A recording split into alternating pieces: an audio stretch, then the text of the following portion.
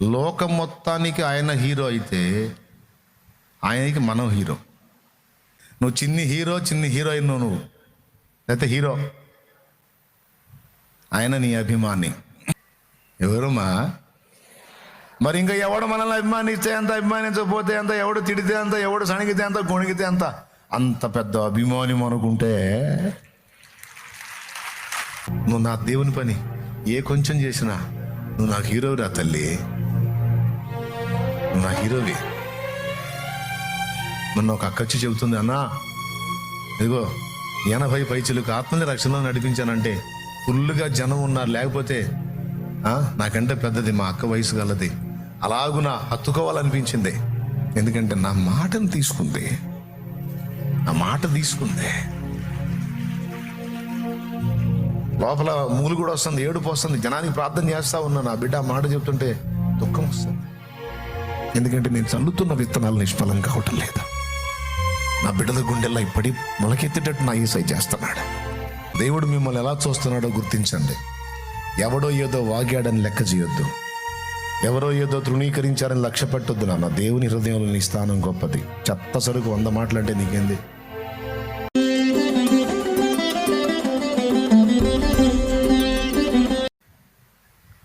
లోకం మొత్తానికి ఆయన హీరో అయితే ఆయనకి మనం హీరో అనేది ఎలాగో చెప్పనా? లోకం మొత్తం రాజుగారి కాళ్ళ దగ్గర ఉంటుంది. రాజ్యం మొత్తం ఎవడన్నా వచ్చి కాళ్ళు మొక్కాల్సిందే. కానీ రాజుగారి కొడుకు వచ్చి రాజు మెడ మీద ఎక్కుతాడు. అవునా కాదా? బాయ్ చెప్పాయా? నీ దగ్గర చాలామంది పనివారు ఉండొచ్చు, వాళ్ళ మీద నువ్వు యజమానుడు అయి ఉంటావు. అందరూ నీ గడగాళ్ళు ఆడతారు, నువ్వు కనబడితే చాలు వాళ్ళు సిట్రైట్ అయిపోతారు. కానీ నీ కొడుకు వచ్చేసి నీ మీద కూర్చుంటాడు, నీ చేయబట్టుకొని లాగుతాడు, వాడు గద్దిస్తుంటాడు. డాడీ రా అంటాడు. వస్తున్నాను బాబు, వస్తున్నాను. పాప గద్దిస్తే డాడీ ఏం డాడీ రా డాడీ అంటుంది. వస్తున్నా తల్లి. వేలడంత లేదు, ఏంది సార్ నేను గడగళ్ళు ఆటేస్తుందంటే, ఒరే ఊరుకోరబ్బా, మీరందరికీ నేను హీరో, ఈమె నాకు హీరోయిన్ అన్న బంగారం, వీడు నాకు హీరో. అలా ఫీల్ అవుతావా? ఫీల్ అవ్వా బ్రదరో. ఆ కోణంలో చూస్తే మరి నేను చెప్పింది రైటా కాదా? అది మళ్ళీ నేను ఏదో లేనిది కల్పించి చెప్పట్లా.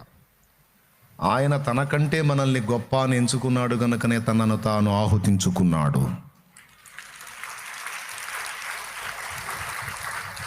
మనం చెత్త అనుకుంటే ఎందుకు పెడతాడు? నా బిడ్డ నాకంటే గొప్ప అనుకున్నందుకే తల్లి బిడ్డ కోసం చచ్చిపోయింది. నా బిడ్డ నాకంటే గొప్ప అనుకున్నాడు కనుకనే తండ్రి బిడ్డ కోసం ఏ త్యాగమైనా చేస్తాడు. ఏడిచాడు వెధవ అనుకుంటే ఎట్లా? ఈరోజు ఇన్ని బాధలు పడుతున్నావు. ఎందుకు పడుతున్నావు? నీ కుటుంబం కోసం. వాళ్ళు నాకంటే గొప్ప అని నీ హృదయంలో ఉంది. లోకమంతా నిన్ను హీరోగా చూస్తుంటే నువ్వు మాత్రం నీ కొడుకునో కూతుర్నో అలా చూసుకుంటా ఉంటావు. ఎందుకు చెప్పండి? ప్రేమ. మాతృహృదయం ఎప్పుడు అలానే కోరుకుంటుంది, పితృహృదయం ఎప్పుడు అలానే కోరుకుంటుంది. తనను ఎంత పొగిడినా తనకు సంతోషం ఉండదు, కానీ తన నుండి పుట్టిన బిడ్డని ఘనపరిస్తే ఆ తల్లిదండ్రులకు ఉన్న సంతోషం అంతా ఇంత కాదు. సమాజం వచ్చి నీ పుత్రుడిలాగా నీ కుమారుడిలాగా ఇంత గొప్ప అంటే అప్పుడు వాళ్ళకి నిజమైన ఆనందం. ఎంతమంది ఒప్పుకుంటారు సిస్టర్స్ అండ్ బ్రదర్స్? సిస్టర్స్ ఇటు చూడాలి కదా, నేను ఇటు చూస్తున్నాను. బ్రదర్స్ అంటే సిస్టర్స్ కూడా కరెక్ట్ లే, సంఘ కన్యే కదా మనం, రైట్. గుణవతి అయిన భార్య ముత్యము కంటే అమూల్యం.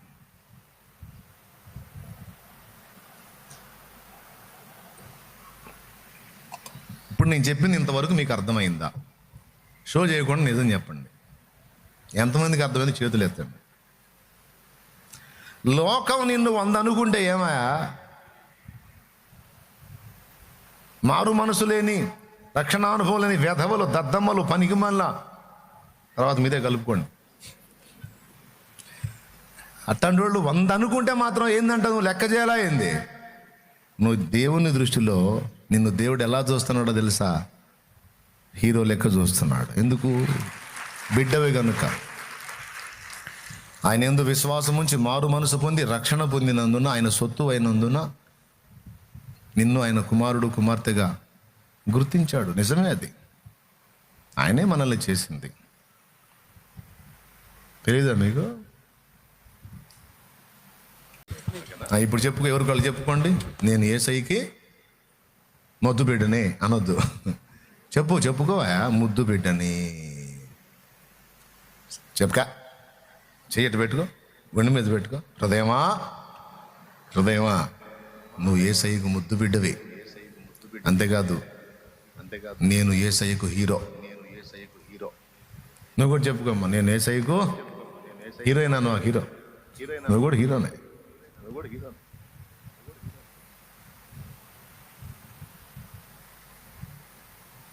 నిన్ను అలానే చూస్తాడు ఆయన.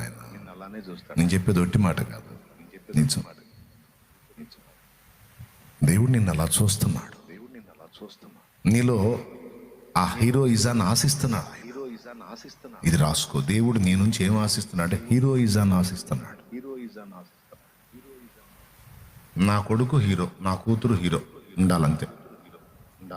ఆ ఒక్క టైటిల్ కింద ఎన్ని విషయాలు వస్తాయి అనుకున్నావు? అసలు దేవుడు నిన్ను ఎలా చూడాలనుకుంటున్నాడు, ఎలా చూస్తున్నాడు? ఇప్పుడు యెజబెలు యొక్క దుష్ట కార్యాలన్నీ, అహబు యొక్క దుష్టత్వము, రాజ్యములో జరిగిన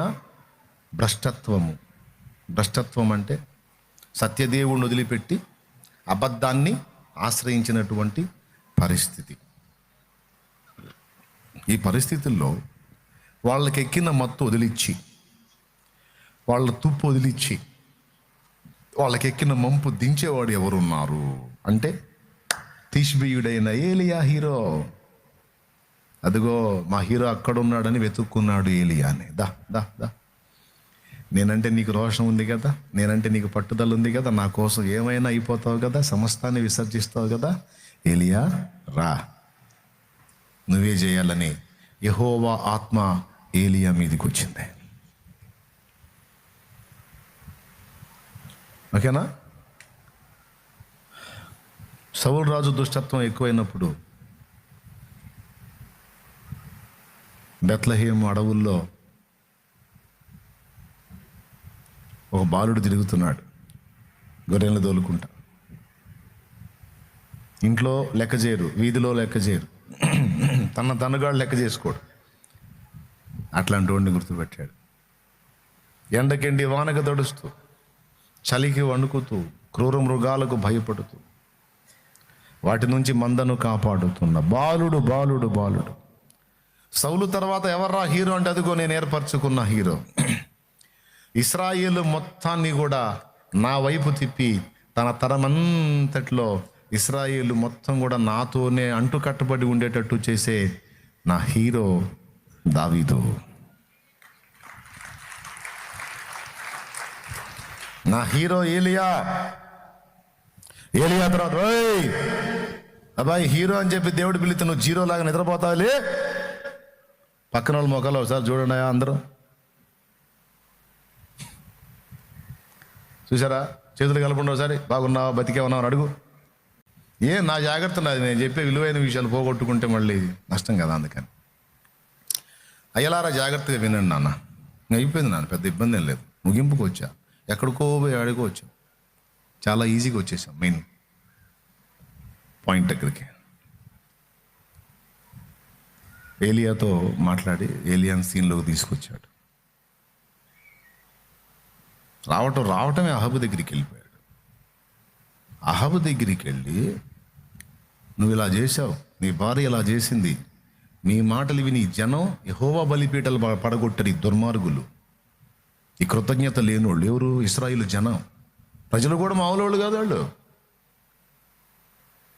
ఇన్ని చేశారు గనక 3.5 ఏండ్లు మీకు ఈ గతి పట్టింది. కరువు భయంకరంగా తాండవించింది.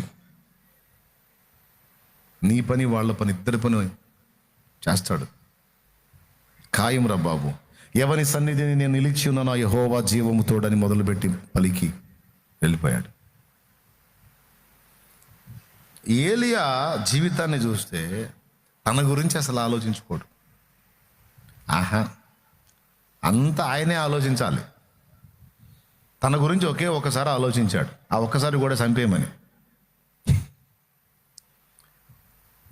ఇక్కడ వచ్చి శాపం పెట్టాడా? 3.5 ఏళ్ళు వర్షం పడదు, మంచు పడదు, నీ కర్మ గాలిది రాహబు చూసుకోండి. కానీ మరి శాపం పెట్టినప్పుడు రాజ్యంలో ఎండితే మరి ఈయన కూడా రాజ్యంలో పౌరుడే, ఈయన కూడా ఎండిదిగా. అందుకని ఈ మాట పలికిన తర్వాత అతనికి ఫుడ్ దేవుడు ఏర్పాటు చేశాడు. నీవు కెరీతు వాగు దగ్గర నేను చూపించిన స్థలములో దాగి ఉండు, అక్కడి నీళ్లు తాగు, నేను కాకోలములకు ఆజ్ఞాపించదను, సెలవిచ్చాను, అవి తీసుకొచ్చి నీకు రొట్టెలు మాంసం పెడతాయి, రొట్టెలు తెస్తాయి. డైలీ కాకులు తీసుకొచ్చి రొట్టెలు మాంసం ఏలియాకి పెట్టే. చూడండి, తన గురించి ఆయన ఆలోచించుకోడు ఏలియా.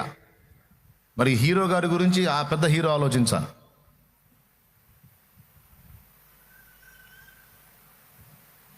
చూడండి ఎవరెవరికి సేవ చేస్తున్నారు,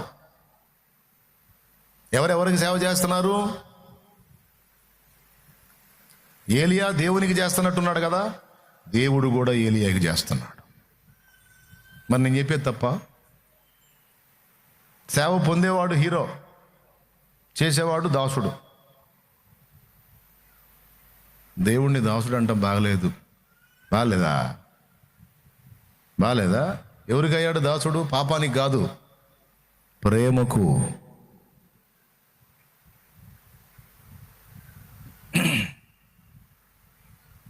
దాసుడుగా లేదా? దాసుడు అనే మాట లేదా? మనుషుల పోలికగా పుట్టి దాసుని స్వరూపం ధరించుకొని తన తానే రిక్తునిగా చేసుకున్న ఫిలిప్పీ పత్రిక 2వ అధ్యాయం 5 నుంచి కిందికి చదువు. అనంతమై ఉన్నవాడు అల్పుడు ఆయే, రాజుగా ఉన్నవాడు ఏమాయే? దాసుడు ఆయే.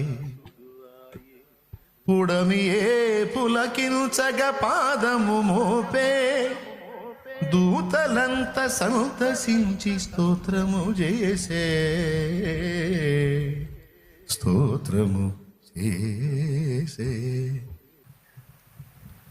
దేవుడు నీలో హీరోయిజాన్ని చూస్తున్నప్పుడు నువ్వు జీరోలాగా బ్రతకకూడదు. అది ముఖ్యం. ఏలియా దేవుని సేవకుడు నిజమే, కానీ దేవుడు కూడా ఏలియాకు సేవ చేశాడు. ఏలియాకు ఆహారము ముందు కాకులకు ఆజ్ఞాపించాడు, తర్వాత సారెపతు విధవరాల దగ్గర సిద్ధపరిచాడు. యెజెబెలు వార్నింగ్ జారీ చేసినప్పుడు అరణ్యములో ఒక దిన ప్రయాణం అంతా పోయి బదరీ వృక్షం కింద బబ్బోని, దేవా యెహోవా ఇంతే చాలును, నా పితరుల కంటే నేను ఏమాత్రం గొప్పవాడిని కాను, ఇక నన్ను తీసుకో. ఆ పనికి మళ్ళీ నా చేతిలో తెచ్చేదేంది, నేను దరిద్రంగా, నువ్వే లేపేసాయి నన్ను అని ప్రార్థన చేస్తున్నాడు. ప్రార్థన చేసి నిద్రపోయాడు. దూత వచ్చి, ఏలియా లే అని రొట్టె నీళ్లు. ఏందండి ఆ సర్వీసు? ఒకసారి కాదు, లేచి తిని మళ్ళీ వండుకున్నాడు. కొంచెంసేపు ఆగి మళ్ళీ లేపాడు. నీ శక్తికి మించిన ప్రయాణం ఉంది, ఆహారం తీసుకో అన్నాడు. లేచి మళ్ళీ తిన్నాడు. తిన్న తర్వాత ఇక నడుం కట్టాడు. ఇక బోంటే ఆ భోజన బలము చేత 40 రాత్రింబగళ్ళు నడిచాడట. మీరు 100 అన్నా చెప్పండి, 1000 అన్నా చెప్పండి, తండ్రికి కొడుకే హీరో, తండ్రికి కూతురే హీరో. అవసరమైతే తండ్రి వాళ్లకు సేవకుడు అవుతాడు, దాసుడు అవుతాడు, అయ్యాడు. మీరందరూ దాసులేనాయా? మీరు మొత్తం మీరు కూడా దాసురాళ్లే. మరి మీరైతే ఇంకా దారుణం. మరి ఆయమ్మలు కూడా అయిపోయారు మీరైతే. వాళ్ళ 1 రోళ్ళు కూడా ఏం దాసత్వం అది? మీరేమో పెట్టేమో మంచి పెడుతుంటే వాళ్ళేమో రిలీజ్ చేసే సరుకంతా చండాలం. ఒక్కసారన్నా తన్నే, నేనేం పెడుతున్నాను నువ్వే.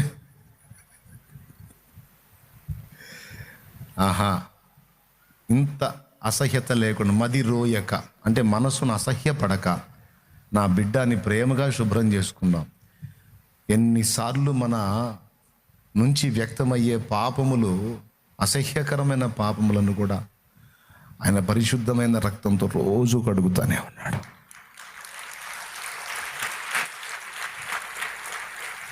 గత పాపములను కడిగాడు, నేటి పాపములను కూడా మది రోయక కడుగుతానే ఉన్న మాతృమూర్తి నా యేసయ్యా.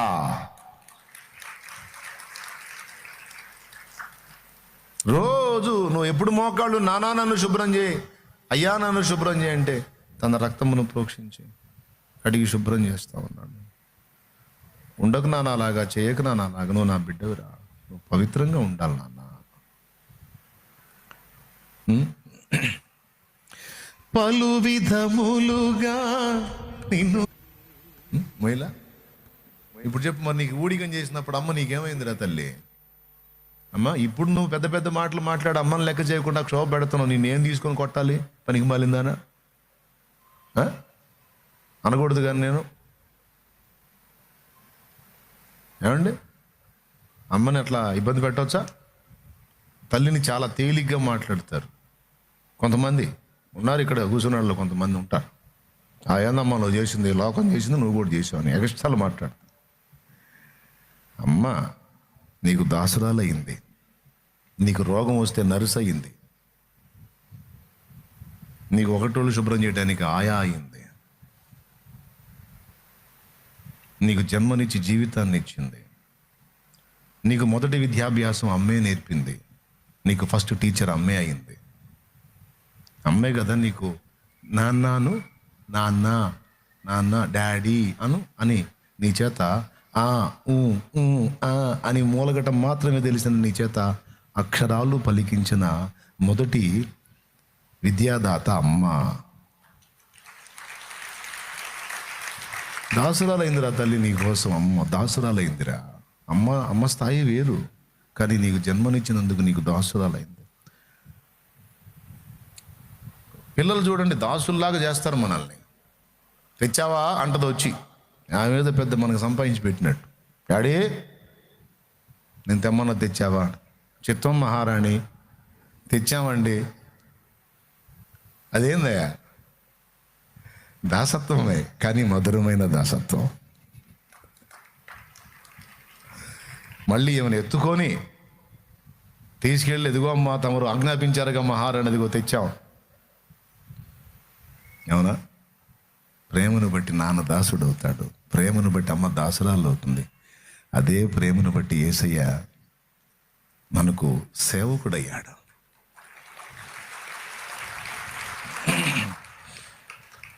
ఇప్పుడు ఆయన హృదయంలో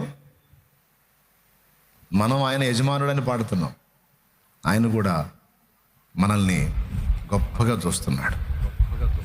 తండ్రి అంటాడు కదా, యజమాని చెప్పండి తమరికి ఏం చేయాలో చెప్పండి. ఇప్పుడు దాకా నువ్వు రోజు ప్రార్థన చేస్తావు కదా, ప్రార్థనలో నువ్వు చేసే అన్నీ ఏంటో తెలుసా? పేరుకే విజ్ఞాపనలు, కానీ మొత్తం ఆజ్ఞలే. నాకు అది చెయ్యి, నాకు ఇది చెయ్యి, అన్ని ఆజ్ఞలే. ఏం చేస్తావు? దాసుడులాగా నువ్వు యజమానివి ఆజ్ఞాపిస్తుంటావు, ఆయన దాసుడులాగా. చిత్తం మహారాణి చెప్పండి, చిత్తం మహారాజా చెప్పండి అని ఎంత సీరియస్ అంటే, మళ్ళీ నిజంగా యజమానులు ఆజ్ఞాపిస్తే మనమన్నా సణుక్కొని కొనుక్కుంటాం. మన కోసం దాసుడైన యేసయ్య సణుక్కోడు కొనుక్కోడు. చేసి ఉన్న ప్రార్థన నేను మరచిపోయినా నువ్వు మరచిపోవుగా. మా చిన్ని మహారాణి కోరింది, ఈ కోరికే దాచిపెట్టా ఇక్కడ, ఆ టైం వచ్చినప్పుడు ఇస్తారా తల్లి ఆగంటాడు. మా చిన్ని మహారాజు అడిగాడు ఈ కోరిక, రాసి పెట్టుకున్నా, తగినప్పుడు ఇస్తా. ఒక్కటి కూడా మిస్ చేయడు. నువ్వు ఏడిస్తే ఊరుకోడు. నువ్వు ఆయన దగ్గరికి వచ్చి నువ్వు రావాలంటే వచ్చి కూర్చుంటాడు. నువ్వు రాయా ఇక్కడికంటే వస్తాడు. మళ్ళీ దూతలందరూ అదురుకొని సత్తారు ఆయన చూస్తే. కోటాను కోట్ల ప్రపంచంలో ఉన్న దూతలందరూ అదురుకుంటారు ఆయన చూస్తే. అగ్ని వంటి నేత్రాల వాడు, అపరంజి పాదముల వాడు, నీకేం లేకుండా. దేవునికి స్తోత్రం. ఎందుకు? చనువు, ప్రేమ. యేసయ్యా వచ్చాను, ఇక్కడికి రాను, నాతో ఉండో, కూసో అంటే రావాల్సిందే. ఇక్కడ పిలవటం, ఆయన అక్కడ గదలటం, దూతలు చూడటం. వెళ్తున్నావా బిడ్డరా, నా కూతుర్రా? చూడు, లోక ఆకర్షణలు ఎన్ని ఉంటే అన్ని వదిలిపెట్టి నానా అనుకుంటూ వచ్చింది చూడు. మరి నా బిడ్డకి ఇప్పుడు నేను వెళ్ళాల్సిందే. ఇప్పుడు ఆమె అక్కడ కూర్చుంటే అక్కడ కూర్చుంటావు నువ్వు, ఈ సింహాసనం వదిలిపెట్టి.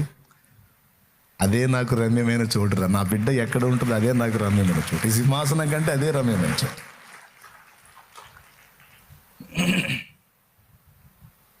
ఏయ్యా రాలేదా? మహిమను వదిలిపెట్టి రాలేదా నీకోసం భూమి మీదకి? నేను చెప్పేవన్నీ లేఖనాలే, రాసి పెట్టుకుంటాడు నాన్న. నీ మనవులు దాచిపెట్టుకుంటాడు, అన్నీ గుర్తే. నువ్వు అనుకుంటావు మర్చిపోయాడేమో, నా ప్రార్థన వింటలేదేమో, పట్టించుకోవట్లేదేమో. లేదమ్మా, లేదు, పొరపాటును కూడా. నీ మనవులన్నీ నాకు వినబడినవి, తగిన కాలమందు నేనే వాటిని నెరవేర్తును.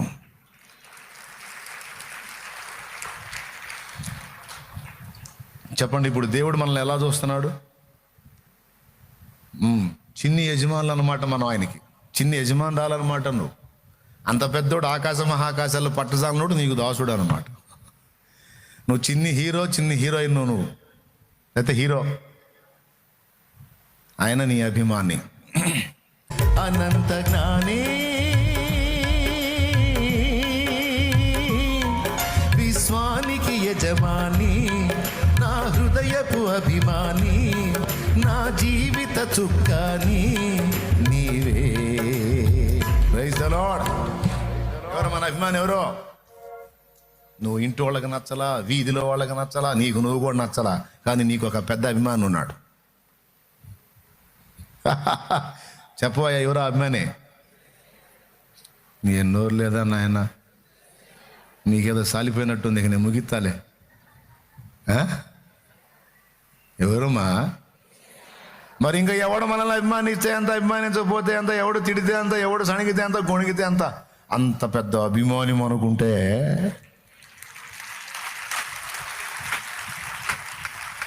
ఆయనతో పోల్చుకుంటే ఇప్పుడు మనల్ని విమర్శించేవాళ్ళు, దూషించేవాళ్ళు, నిందించేవాళ్ళు మొత్తం కోన్ కిస్కా. నేను అనకూడదు తర్వాత. దేవునికి స్తోత్రం. ఓకేనా? ఆయన హృదయంలో మన చోటు ఉంది, ఆయన మన అభిమాని. ఏది నిన్ను కోరాలో, ఏది నాకు కావాలో. ఇప్పుడు ఈ పెద్ద మాట మనకు వాడి ఇప్పుడు మనల్ని ప్రశ్నిస్తున్నాడు. మరి నేను నిన్ను హీరోయిన్ లాగా చూస్తున్నాను, అందుకు తగ్గట్టే ఉండాలి కదా నువ్వు, మళ్ళీ జీరో చేష్టాలు చేయకూడదు కదా అంటున్నాడు. ఇక్కడ ఇక అంశం, నిన్ను హీరో అన్నాను కనుక నువ్వు పనికిమాలిన మాటలు మాట్లాడకూడదు, హీరోకి తగ్గట్టే నీ డైలాగ్ ఉండాలి. నిన్ను హీరో అన్నాను కనుక నువ్వు అక్రమ కార్యాలు చేయకూడదు, ఎందుకంటే తగ్గట్టుగా బ్రతకాలి. నిన్ను హీరో అన్నాను కనుక నువ్వు ఎదుటి వాళ్ళని దోచుకోవటం కాదు, దాతృత్వంతో పిడికిలి విప్పే వ్యక్తిలాగా ఉండాలి, లేకపోతే జీరో అయిపోతావు. నిన్నెక్కడో చూస్తున్నా నేను, లేకి చేష్టాలు చెయ్యవాకు. నిన్నెక్కడో చూస్తున్నాను కుమారుడా, లేకి బతకవాకురా. అర్థమైందా? ఇన్ని ఇక నువ్వు రాసుకో, ఇక ఏం రాసుకుంటావు. నేను నిన్ను హీరోలా చూస్తున్నాను కనుక, హీరో ఏం చేయాలి? శిక్షించడం కాదు, క్షమించాలి. పెద్ద మనసుతో. హీరో నైజం ఏంటి? ఓ అయింది, అయిపోయింది, లేపో క్షమిస్తున్నాను పో, అంతేగాని పంతం పట్టకూడదు, పగ తీర్చుకోవడానికి ట్రై చేయకూడదు. నిన్ను హీరోలాగా చూస్తున్నాను కనుక క్షమించాలి. నిన్ను హీరోలా చూస్తున్నాను కనుక దానగుణం నీలో ఉండాలి. నిన్ను హీరోలా చూస్తున్నాను కనుక పరిశుద్ధతను నువ్వు ప్రేమించాలి. నా హృదయంలో నీ స్థానం గొప్పది, నాకు నీ మీద ఉన్న అభిమానం గొప్పది. నీ హృదయాన్ని అభిమానిస్తాను కనుక అందులో కల్మషం ఉండరా. నిన్ను హీరోలా చూస్తున్నాను కనుక పక్కవారు ఎదుగుతున్నప్పుడు ఈర్ష్యపడొద్దు, అసూయపడొద్దు. హీరో ఎప్పుడు అట్లా కాదు. హీరో రందేందో తెలుసా? అవతలాడు ముందుకెళ్ళాడంటే వాడిని ప్రశంసిస్తాడు, ఎంకరేజ్ చేస్తాడు, తర్వాత తాను కూడా ముందుకెళ్ళడానికి ప్రయత్నిస్తాడు. అంతేగాని కుళ్ళుబోతు బుద్ధితో ఆ ముందుకు పరిగెత్తే వాడిని పడేయడు. అది హీరో లక్షణం కాదు, జీరోగాడి లక్షణం. నువ్వు హీరో తోటోడు తొడగోసుకుంటే అది హీరో నైజం. బాగా కష్టపడ్డావు, ముందుకు వచ్చావు, రైట్, నేను కూడా కష్టపడతాను అని ముందుకు వచ్చిన వాడిని ప్రశంసించాలి. నువ్వు కూడా ముందుకు వెళ్ళడానికి, ఇంకా ముందుకు వెళ్ళడానికి రందిగా కష్టపడాలి. హీరో నైజం. ఏం తమ్ముడు రైట్ అన్నాగా? అలాగే హీరో సోమరిగా పండుకోవచ్చా? హీరో కష్టపడాలి. మనం అభిమానించే వాళ్ళం ఎంత ఎస్టిమేషన్ వేసుకుంటాం, ఎంత అంచనాలు వేసుకుంటాం, అన్నీ రీచ్ అవ్వాలి. ఇప్పుడు సినిమాలో హీరో ఉన్నాడు కదా, హీరో మనకు బాగా హీరో అనిపించేది ఎప్పుడు? పెద్ద పెద్ద సాహసాలు చేసినప్పుడు, అవునా? బాధితులైన ప్రజల్ని కాపాడినప్పుడు, పెద్ద సాహసాలు చేయాలి, కాపాడాలి, త్యాగాలు చేయాలి, ఇవన్నీ మనకు కనపడితే హీరో. ఇవన్నీ ఏం చేయకుండా వాడే హీరో. అందుకని ఆ విధమైన హీరోయిజం కోసం హీరోలు ఎన్ని బాధలు పడతారో తెలుసా?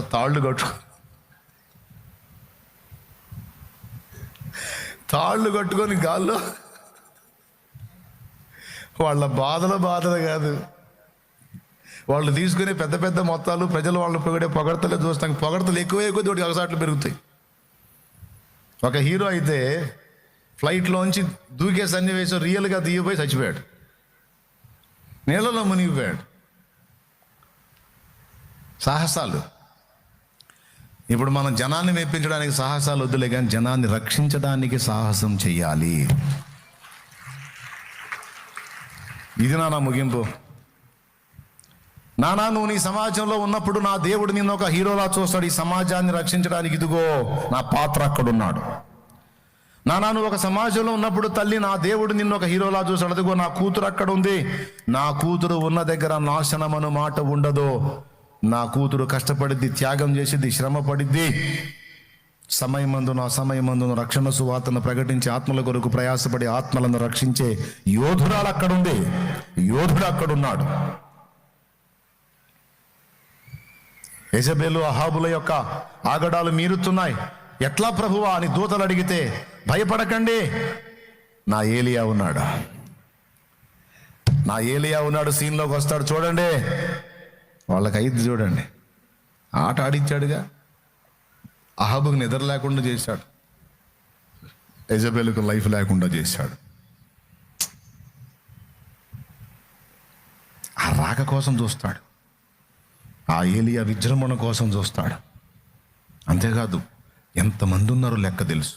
ఏలియా అన్నాడు, నేను ఒక్కడనే మహారోషం కలవాడినై నీకోసం ఉన్నాను దేవా అంటే, అది నిజమే కానీ రోషగాడి వెళ్ళే కానీ కాదని నేను అనట్లేదే, కానీ నీలాంటి రోషం కలిగిన వాళ్ళు బయలుకు మోకాళ్ళు ఉనకయు వాని ముద్దు పెట్టుకొనకయు నుండు ఇంకను 7,000 మంది నాకున్నారు అన్నాడు. నువ్వు ఒక్కడవే కాదు ఏలియా, ఇంకా 7,000 మంది ఉన్నారు. లెక్కేసా మొత్తాన్ని. హీరోలు నా కోసం రోషం కలిగి ఉన్నారు. కాకపోతే వాళ్ళు నీలాగా పరిచర్య చేయలేదు, కానీ దాగి ఉన్నారు. కానీ ఏలియా నువ్వు వచ్చా, సంతోషం. అదే ఏలియా కనపడకపోతే ఎంత బాధపడేవాడు నా దేవుడు. నానా పైన ఉన్న వాళ్ళకి, కింద ఉన్న వాళ్ళకి అందరికీ చెప్తున్నాను నాన్న, ఆన్లైన్లో ఉన్న వాళ్ళకి అందరికీ చెప్తున్నాను నాన్న, నా దేవుడి ఆశలు అడియాశలు కాకూడదు నాన్న. నా దేవుడి ఆశలు అడియాశలు కాకూడదు. నా కుమారుడు ఉన్నాడు అక్కడ, నా కుమారుడు నాకు సాక్షిగా ఉంటాడు. నా కుమార్తె, నా కూతురు ఉంది అక్కడ, నాకు సాక్షిగా ఉంటుంది. నా బంగారం ఆత్మల్ని రక్షించకుండా ఊరుకోదుగా. పిచ్చిదానికి ఎప్పుడు నా ధ్యాసే, ఎప్పుడు నశించిపోతున్న ఆత్మలు కూర్చున్న భారమే, కన్నీళ్లే, ఆక్రందనే. ఎప్పుడు ఒక ఆత్మని ఏదో ఒక విధంగా ప్రభు తట్టు తిప్పాలని ఎప్పుడు నా బిడ్డకి అదే ఆశ, అదే ఆకాంక్ష. తనకుందా లేదా, తింటున్నారా తింటలేదు, ఏం పట్టించుకోడు ఆ పిచ్చోడు. ఎప్పుడు ఒక ఆత్మ రక్షించాలని ఆలోచనలోనే ఉంటాడు, నన్ను సంతోషపెట్టాలని. ఎప్పుడు వాని మైండ్ నిండా నేనే. నానా నువ్వు తెల్లవారుజామున 5 లేచి ఇంటి మొత్తం రెడీ కానీ పదండి, టైం అవుతుంది, ఏసై సన్నిధి దేవుని పదాలు పద అంటున్నప్పుడు మురిసిపోతాడు. అక్కడ సెలవు వచ్చిందంటే ఇక ఈ పిచ్చోడికి నేనే. సెలవు వచ్చిందంటే ఎరా కాస్త వాయిస్తే ఏమన్నా పాపమా, చాలాసేపటి నుంచి చూస్తున్నాను రా ప్రసన్న, పగబట్టేవరా నువ్వు నా మీద, ఎంట్రగురా ప్రసన్న ఎంట్రగు. ఇప్పుడు వదిలాగు ఆగవా? సరే కానీ నేను చెప్పేది నిజం నాన్న, 100% నిజం. నేను చెప్పింది అబద్ధం అయితే లేఖనం చూపిస్తా చూడు. యెషయా గ్రంథం 8వ అధ్యాయం 6వ అధ్యాయం 8వ వచనం ఒకసారి చూడండి. 6-8 ఒక్కసారి చూడండి. 6-8. అప్పుడు నేను ఎవని పంపెదను, మా నిమిత్తము ఎవడు పోవునని ప్రభువు సెలవీయగా వింటిని. అంతట నేను చిత్తగించుము, నేనున్నాను, నన్ను పంపుమనగా. బా బా బా బా. చూడు అడుగుతున్నాడు, ఎవర్రా నా పక్షమున వెళ్ళి నేను చెప్పింది చేసే హీరో? ఎవర్రా నా కోసం ఎవరున్నారు? కొంతమందిని ఆశించాను కానీ వెనక్కి తిరిగారు, హీరోలు అనుకున్న జీరోలు అయ్యారు. నువ్వు కూడా అంతేనా? సీమను, నీవును నిద్రిస్తున్నావా అంటే యేసయ్య మనసులో సీమోను స్థానం చూడండి ఒక్కసారి. సీమోను, నీవును నిద్రిస్తున్నావా? అందరూ వేరు, నువ్వు వేరు అనుకున్నానే నాయన. ప్రత్యక్షత కలిగిన వాడు అనుకున్నానే, ప్రయోజకుడు అనుకున్నానే, చురుకైన వాడు అనుకున్నానే, మెళకువగల్లోడు అనుకున్నానే. సీమను, నీవును నిద్రిస్తున్నావా? నా కుమారుడా, నిన్ను ప్రయోజకుడు అనుకున్నానే, నువ్వు కూడా లోకమత్తులు మునిగిపోతావా? నువ్వు కూడా లోకానుసారురాలివి, లోకానుసారుడు అయిపోతావా? నువ్వు సాధిస్తావు అనుకున్నానే, సత్యం కోసం నిలబడతావు ఏలియాలాగా అనుకున్నానే, ప్రజల్ని విడిపించడానికి, ఐగుప్తు నుండి విడిపించడానికి, లోకమైన ఐగుప్తు నుంచి విడిపించడానికి నాడు మోషే వల్ల అభినవ మోషేలాగా నువ్వు లైన్లోకి వస్తావు అనుకున్నానే. అల్పమైన వాటికే కృంగిపోయి, అల్పమైన వాటికే కలత చెంది, అల్పమైన వాటిని ఆశించి నా ఆశల్ని అడియాశల్ని చేస్తున్నావే. నువ్వు ఉన్నావు అక్కడ అనే ఒక ధైర్యం ఉండేది నాకు, అది ఇప్పుడు ప్రశ్నార్థకమైందే. ఇంకెవరిని పంపాలి నేను? చిలకలదూరుపేట పట్టణంలో దైవజనులు ఉన్నారు, భక్తిపరులు ఉన్నారు, ఆత్మీయులు ఉన్నారు. నా తండ్రి నన్ను ఆశిస్తాడు కదా, ఇక్కడ నా నుంచి ఆశిస్తాడు కదా. ఆ సమాజంలో మా వాడు ఉన్నాడు. అబ్రహాము నమ్మకం ఏంటో తెలుసా? కనీసం 10 మంది నీతిమంతులు ఉంటారు, ఎందుకంటే మా వాడు వెళ్ళాడు కదా అక్కడికి. కానీ లోతు ఒక్కడిని కూడా కదిలించలేదు. ఈరోజు మీరున్న సమాజాల్లో నా విశ్వాసం ఏంటో తెలుసా? నా తండ్రి విశ్వాసం ఏంటో తెలుసా? నా బిడ్డలు ఉన్నారు. నా బిడ్డలు ప్రార్థనా బలిపీఠాలు కడతారు. సాతాను పడగొట్టిన ప్రార్థనా బలిపీఠాలు కడతారు. నా బిడ్డలు తమ సమాజాల్లో దేవుని మందిర బలిపీఠాలు కడతారు, సంఘం అనే బలిపీఠాన్ని కడతారు. నా బిడ్డలు ఉన్నారు. నా బిడ్డలు సహకారులు అవుతారు. నా బిడ్డలు అక్కడ పరిచర్యకు నాంది పలుకుతారు, ఆత్మల సంపాదన కొరకు భారం ప్రదర్శిస్తారు. నా బిడ్డలు ఉన్నారు, నా దగ్గర ఎదిగిన బిడ్డలు ఉన్నారు. మా ఆత్మీయ కుమార్తె ఉంది అక్కడ, మా ఆత్మీయ కుమారుడు ఉన్నాడు అక్కడ. ఈరోజు చాలా సమాజాల్లో మందిరాలు, సంఘాలు కట్టబడుతున్నాయి, మందిరాలు కట్టబడుతున్నాయి. కారణం ఏంటో తెలుసా? ఆ సమాజాల్లో నా బిడ్డలు ఒక్కొక్కరు నడుం గడితే జరుగుతుంది. అదే ఒక్కరు నడుం గడితే, ఒక కుటుంబం నడుం గడితే జరుగుతుంది. అదే నాకు వాళ్ళు హీరోలు. మన దైవజనుల కూటంలో నేను అదే చెప్పాను. దైవజనుల కూటంలో నానా శాలేం రాజు అంటే చాలా మందికి అభిమాన పాత్రుడు, చాలా మంది ఒక రకంగా రేంజ్లో చూస్తారు. కానీ నాకు అభిమాన పాత్రులు ఎవరో తెలుసా నాన్న? నాకు హీరోలు ఎవరో తెలుసా నాన్న? నువ్వు 40 మంది సంఘాన్ని కట్టినా నువ్వు నాకు హీరోరా. నువ్వు 50 మంది సంఘాన్ని కట్టినా నువ్వు నాకు హీరోవిరా. ఎందుకంటే సువార్త మూలమున నేను నిన్ను కన్నాను. నువ్వు ఎంతమందిని రక్షించినా నువ్వు నాకు హీరోవి. అమ్మా, సువార్త మూలమున నేను నిన్ను కన్నాను. నువ్వు నా దేవుని పని ఏ కొంచెం చేసినా నువ్వు నాకు హీరోవిరా తల్లి. నువ్వు నా హీరోవి. నన్ను ఒక అక్కచ్చి చెబుతుంది, అన్నా ఇదిగో 80 పైచిలకు ఆత్మని రక్షణలో నడిపించానంటే ఫుల్గా జనం ఉన్నారు. లేకపోతే నాకంటే పెద్దది మా అక్క వయసు గలది, అలాగున హత్తుకోవాలనిపించింది. ఎందుకంటే నా మాటను తీసుకుంది, నా మాట తీసుకుంది. లోపల మూలు కూడా వస్తుంది, ఏడుపు వస్తుంది. జనానికి ప్రార్థన చేస్తా ఉన్నా. నా బిడ్డ మాట చెప్తుంటే దుఃఖం వస్తుంది. ఎందుకంటే నేను చల్లుతున్న విత్తనాలు నిష్ఫలం కావటం లేదు. నా బిడ్డల గుండెల్లో ఇప్పటి మొలకెత్తేటట్టు నా యేసయ్య చేస్తున్నాడు.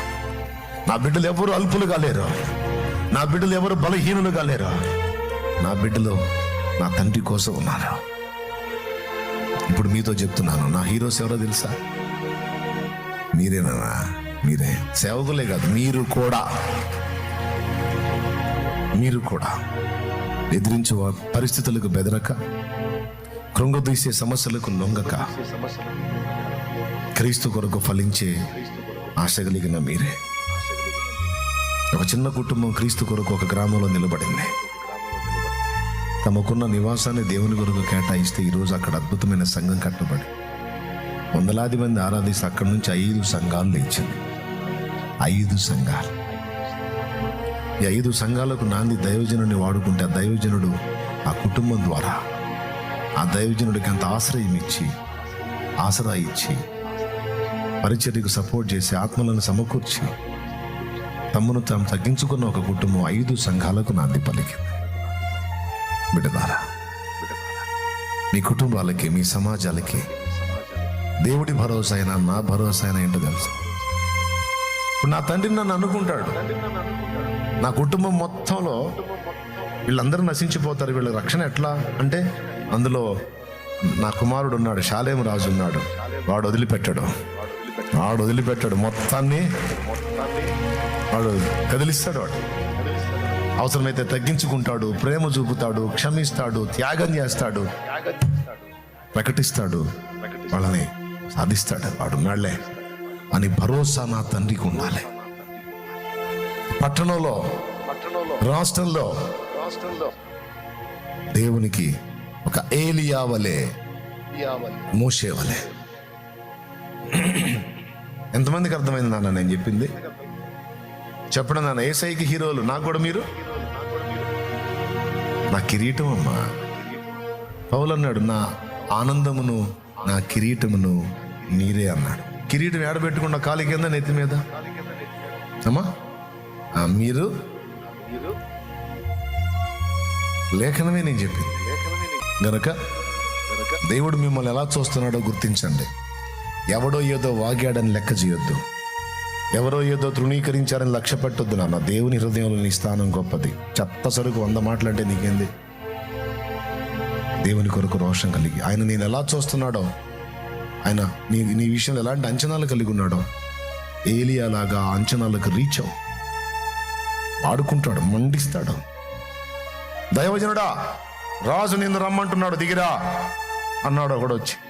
50 మందిని వేసుకొని వచ్చి, నేనే దైవజనుడిని అయితే నిన్ను నీ 10 మందిని ఆకాశంలో అగ్ని దిగి ఇప్పుడే దహించుగాక అంటే పళ్ళున అగ్ని దిగింది. 51 కుప్పలు అయిపోయింది, బూడిద కుప్పలు. అక్కడ ఏలియా అన్నాడంటే చేసి తీరుతాడు, రెడీగా ఉంటాడు. ఏం చెబితే అది చేయటాను. ఎవరు ఆయన సుప్రీం. ఇక్కడ భక్తుడు చెబితే అక్కడ కదులుతాడు. తమ్ముడా ఎట్లున్నావు నాన్న? అసలు దేని మీద మనం లక్ష్య పెట్టాలి? అల్పమైన వాటి కోసం ఆరాట పడుతున్నావు నాన్న. నాకు జాబ్ రాలేదని, వ్యాపారంలో నష్టపోయానని, పనిలో ఇదైపోయానని, లేకపోతే అప్పుల పాలయ్యానని. నిన్ను పిలిచిన వాడు నమ్మదగిన వాడు. నీకన్నీ ముందే సిద్ధపరిచి ఉంచుతాడు. ఏం భయపడదు. నువ్వు అనుకున్న సమయం కాదు, దేవుడు అనుకున్న సమయంలో ఆయన కార్యాన్ని నువ్వు అడిగిన దానికంటే, ఊహించిన దానికంటే అత్యధికంగా చేసి చూపిస్తాడు. కరువు కాలంలో ఆహారాన్ని ఏలియా సమకూర్చుకున్నాడా? దేవుడే రెడీ చేసి పెట్టాడా? ఏలియా చేసింది ఒకటే, దేవుణ్ణి ప్రేమించటం. ఆఖరికి తన కడుపు కూడా చూసుకోకుండా తన కడుపు కూడా చూసుకోకుండా కరువుని ప్రకటిస్తే వీళ్ళతో పాటు నేను కూడా తెస్తాను అనుకోకుండా వస్తే సత్య. వీళ్ళకి మాత్రం బుద్ధి రావాలని నేను ఎండగట్టుకుంటా అవసరం చచ్చిపోతా. కానీ నా దేవుణ్ణి విసర్జించారు, వీళ్ళకి కర్మ గాలాల్సిందని దేవుని విషయమే రోషం కలిగి పలికితే, దేవుని ప్రేమించి దేవుని కోసం తపన పడితే ఏలియా కావాల్సినటువంటి ఆహారం అంతా 3 స్థలములలో దేవుడే రెడీ చేశాడు. నానా, నువ్వు దేవుణ్ణి ప్రేమించి హత్తుకో నాన్న, నీకు విడుదలంతా ఆయనే రెడీ చేస్తాడు. నీకేది ఇవ్వాలో, ఎప్పుడు ఇవ్వాలో, ఎందుకు ఇవ్వాలో, ఎలా ఇవ్వాలో, ఎంత ఇవ్వాలో, ఏ విధంగా ఇవ్వాలో ఆయనకి తెలుసు. ఎంతమంది నమ్ముతున్నారు? ఇంకా దిగులు పడదామా? కలతలు ఎదురైన, కృంగుబాట్లు, లొంగదీయటానికి ట్రై చేసిన, ప్రతికూలతలు నిన్ను చుట్టుముట్టిన, నిందలు అవమానాలు నిన్ను గలిబిలి చేసిన, లెక్క చేయవాక. నువ్వు మెత్తబడ్డావు అనుకో, దేవుడు ఏదో కొంచెం అనుకున్నా కానీ బుసాగా ఇట్లా అయితే ఎట్లా నువ్వు అంటాడు. ఇంత మాత్రానికి కృంగిపోతే ఎట్లా, నువ్వు ఎట్లా ఎట్లా? ఏలియా అన్నాడు, ఆ యెజబెల్ది నన్ను చంపుతానంటుంది, ఆయన చేతిలో పడకుండా నువ్వే నన్ను చంపంటే, చావేంది చావు? ఎవరు నిన్ను చంపేది? చావు అనేదే లేకుండా తీసుకుంటా ఏలియా, చూస్తావా? మరణం అనేదే రుచి చూడకుండా తీసుకుంటా, నిన్ను చూస్తావా? నా దమ్మేందో చూస్తావా? చంపుతాను అన్నది దాని దమ్ము అయితే, చావు అనేది నీకు రాకుండా నిన్ను తీసుకునేది నా దమ్ము.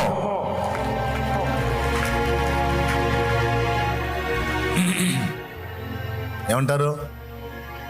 కృంగిపోతావా? దిగులు పడతావా? నిరాశ నిస్పృహల్లో ఉంటావా? దులిపై దేవుడు ఏర్పరచుకున్న పాత్ర నువ్వు. నీ వల్ల అనేక జీవితాలు వెలగబోతున్నాయి, నీ వల్ల అనేక మంది బాగుపడబోతున్నారు, నీ వల్ల అనేక జీవితాలు మండబోతున్నాయి, నీ వల్ల అనేక మంది మేలు పొందబోతున్నారు. నమ్ము నా మాట. అనేకులకు ఆశీర్వాద కారణంగా నిన్ను చేయబోతున్నాడు ఆయన. అందుకు తగ్గదానిగా తగ్గవాడిగా సిద్ధపడు. లే, పైకి లే. చిన్న చిన్న ఎదురు దెబ్బలకి కృంగిపోవద్దు. ఆడని వాడి ఆట వాడు ఆడతాడు శత్రు. మరి వాడు మనల్ని ఎదుర్కోపోతే మన హీరోయిజం ఎట్ట బయటపడితే? తెలివి తక్కువతనం కాకపోతే? ఒకసారి మీరు చెప్పండి, వాడు ఎదురుపడాలా లేదా? మరి వాడు ఎదురుపడి వాడి దాడు వాడు చేస్తే కదా తిరిగి మనం కొట్టినప్పుడు మన హీరోయిజం బయటపడేది.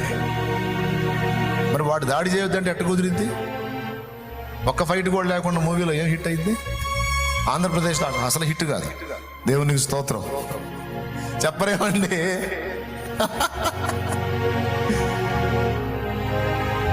మూవీల గురించి చింత కలిగి ఉన్నానా నేను? పోరాటం.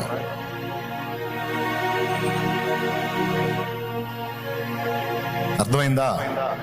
ఎదురవుతాయి. ఎదిరించి పోరాటాలను గెలిచి నిలవాలి. దేవుని ప్రజలందరినీ దారి మళ్ళించిన, యెజబెలును ఎదిరించిన ఏలియా అభిషేకం.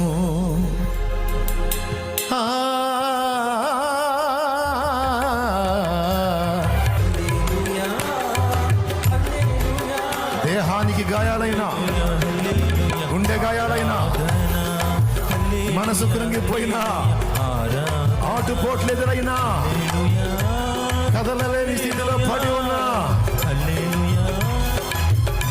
నీలో రోషము చావకూడదు, నీలో పట్టుదల చావకూడదు, నీలో పరాక్రమము చావకూడదు, నిరాశ నీలో ఉండకూడదు. నా దేవుని బట్టి రోషం తెచ్చుకోవాలి. నీ గుండె గాయాలమయమైపోయినా, ఎదురు దెబ్బలు తగిలినా, నయవంచనలో జరిగినా నువ్వు కృంగిపోవడానికి లేదు. నీకు ఆయన ఉన్నాడు. ఆయనే తన చేతిని నీకు అందిస్తాడు. ఆయనను బట్టి ఆయన మీద ఆనుకొని ఆయన ద్వారా లేచి మళ్ళా పరాక్రమం చూపాలి, మళ్ళా విజృంభించాలి. కృంగిపోయి పడ్డ చోటే పడి ఉండకూడదు బిడ్డ. కృంగిపోయి పడ్డ చోటే పడి ఉండకూడదు. జారిపడ్డ చోటే, దిగజారిన చోటే ఉండకూడదు. తిరిగి విజృంభించాలి, తిరిగి లేవాలి. వస్తాయి, విమర్శిస్తారు, సొంత వాళ్ళే ద్వేషిస్తారు, ఇబ్బంది పెడతారు, కలతకు గురి చేస్తారు, కృంగదీస్తారు. బలహీనతలు ఒక పక్క, ఆర్థిక సమస్యలు ఒక పక్క, సొంత వాళ్ళ వ్యతిరేకతలు ఒక పక్క, బయట వాళ్ళ సమస్యలు ఒక పక్క, నలువైపుల పోరాటాలు. ఆయన నీకు భయం లేదు. ఆయన ఒక్కడుంటే నీకు చాలా. ఉన్నాడు ఆయన, నీకు తోడుగా ఉన్నాడు. నువ్వు ఆయన్నే ఆధారం చేసుకొని నిలదొక్కి నిన్ను ఎదిరిస్తున్న ప్రతికూలతను నువ్వు సవాల్ చేయాలి. ఎందుకంటే రాకడ దగ్గరికి వస్తుంది నాన్న. అందరూ చైతన్యం పొందాలి నాన్న. నా ముందుకు వచ్చి మీ అందరూ నా గొప్పవాళ్ళుగానే కనపడతారు. మీ అందరూ కూడా అనేక మందిని వెలిగించే దీపాల్లా కనపడతారు నాన్న. నేను అదే చూస్తాను నాన్న. నా దగ్గరికి ఒక చిన్న బిడ్డ వచ్చిన, చిన్న బాబు వచ్చినా నేను వాడిని ఏమని దీవిస్తానో తెలుసా? వీడు నక్షత్రం కావాలయ్యా, అనేక మందిని నీ యొద్దకు చేర్చే నిజ నక్షత్రం కావాలయ్యా అని దీవిస్తా. నా మనసులో ప్రార్థన అదే. ప్రతి ఒక్కరిని బలహీనుడుగా నా ముందుకు వచ్చిన వాడిని కూడా వీడిని బలపరిచి ఇప్పటిదాకా సమాజానికి కంటకుడిగా బ్రతికాడు, ఇక నుంచి సమాజానికి రక్షకుడిగా బతకాలి ప్రభువా, ఆశీర్వదించవా అని ప్రార్థన చేస్తా. ఇప్పుడు చెప్పండి, లొంగిపోతారా? లొంగిపోతారా? తుచ్చమైన అల్ప సుఖాల కోసం ఆరాట పడతారా? నీ శరీర కోరికలు తీర్చుకోవటమే నీ జీవితమా? అందుకోసమే నువ్వు పుట్టావా? అదే నీ జీవితంలో గొప్ప విషయమా? అది కాదు. నీ కోరికలు, నీ వాంఛలు, నీ ఇచ్చలు నెరవేర్చుకోవటానికి బ్రతుకు కాదు. 10 మంది కోసం ఒక వెలుగు వెలగటం జీవితం. యేసయ్య మహిమ కొరకు, సమాజ శ్రేయస్సు కొరకు, ఆత్మల రక్షణ కొరకు, జీవితాల్లో దేవుని వెలుగు ప్రసరించుట కొరకు నువ్వు ఒక జ్యోతి వై ప్రకాశించాలి. అది లైఫ్. రాకడ సమయం ఆసన్నమైనది, శక్తితో నన్ను నింపమని ఆత్మ మూల్గుచున్నది.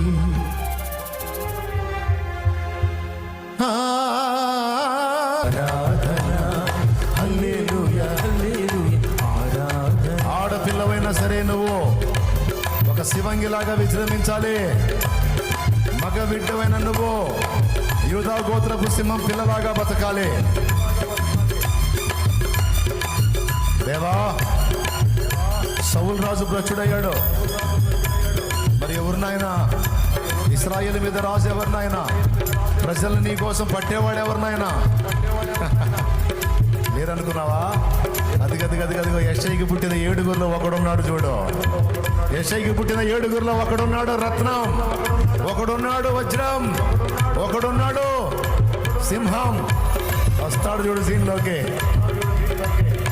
నిన్ను కూడా అలానే అంటున్నాడు నా దేవుడు. నిన్ను కూడా అలానే అనుకుంటున్నాడు నా దేవుడు. ఆలోచించి రోషం తెచ్చుకో. దత్తమ్మ బతుకుబాకు.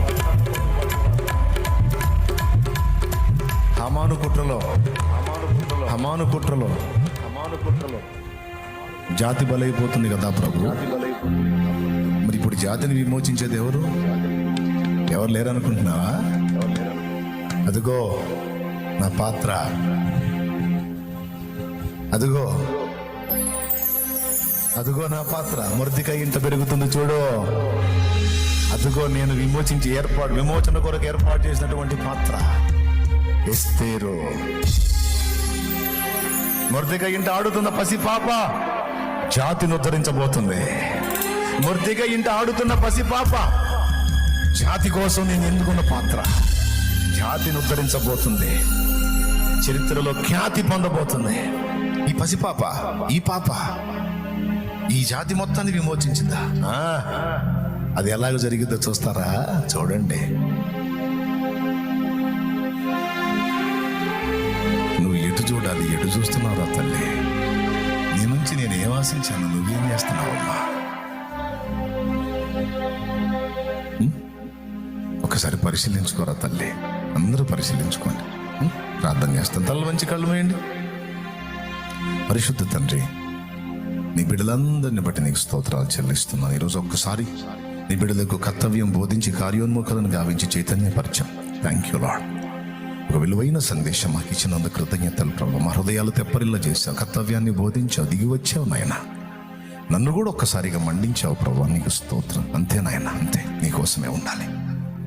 జాతిని ఉద్ధరించాలి, జనమును వెలిగించాలి.